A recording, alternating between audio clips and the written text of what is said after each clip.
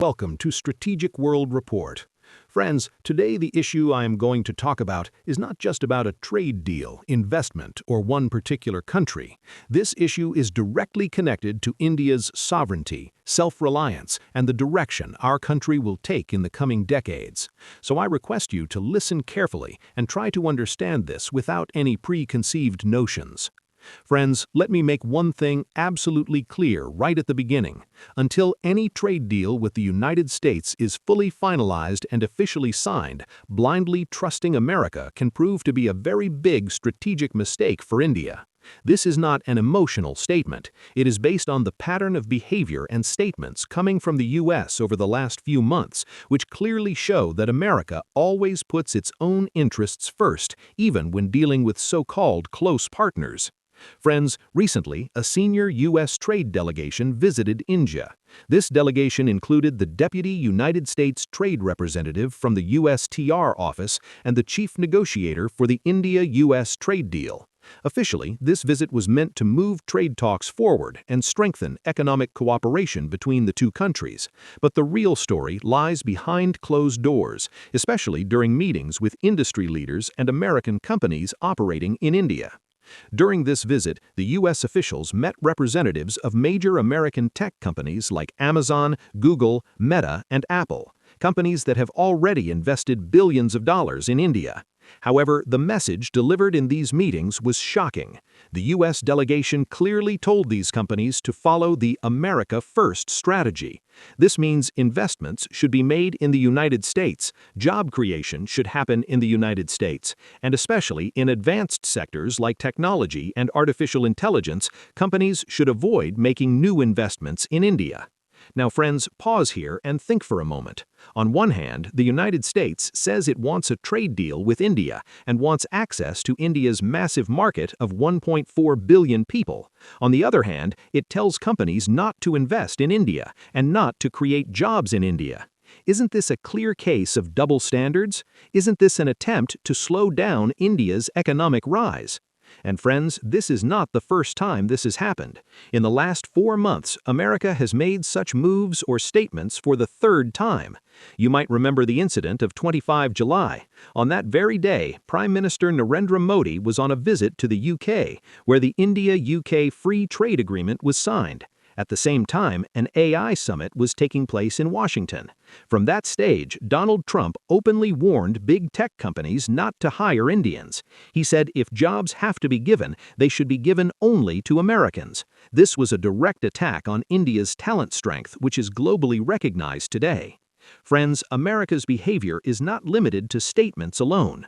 Some time ago, the U.S. created a new alliance related to rare earth and critical minerals. These minerals are crucial for semiconductors, electric vehicles, defense systems, and AI technologies. Yet India was deliberately kept out of the supply chain. Now ask yourself, if the U.S. truly considers India a strategic and trusted partner, why is India excluded from such critical sectors? Not only this, friends, the U.S. trade delegation also raised objections to India's internal laws. They questioned India's Digital Personal Data Protection Act and asked why data should be stored within India. They raised concerns over India's IT rules, local compliance requirements, and the obligation to appoint India-specific nodal officers. On top of that, they opposed India's digital tax, also known as the Google tax or equalization levy. In simple terms, friends, the message was India should change its rules according to American companies. But the question is, can any self-respecting and sovereign nation do that? If America does not compromise on its own data laws, tax system, and regulations, then why should India be expected to do so too? Now, friends, the big question is, why is America behaving this way? If I have to answer in one word, it would be jealousy. Yes, friends, America is uncomfortable with India's rapidly growing economic power, manufacturing strength, and technological progress. Look at the numbers. Amazon has announced an investment of $35 billion in India. Microsoft has announced an investment of $17.5 billion. Google has already committed $15 billion towards AI data centers and hyperscale infrastructure in India. Meta is also planning major partnerships and investments in the country. And friends, the biggest example is Apple.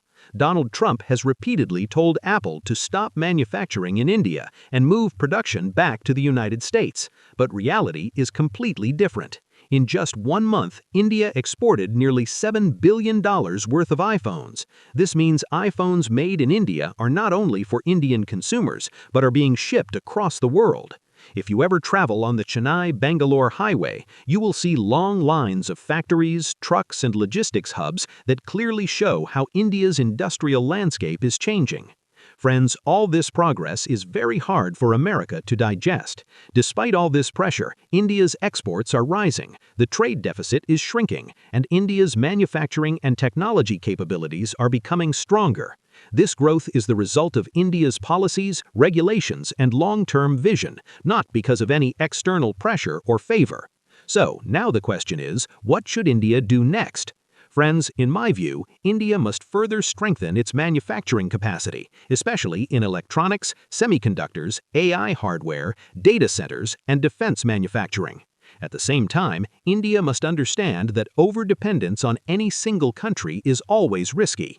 If American companies try to exert excessive pressure in the future, India should have alternatives ready. Strengthening cooperation with Japan, Europe, Russia, and the Global South is an important step in that direction.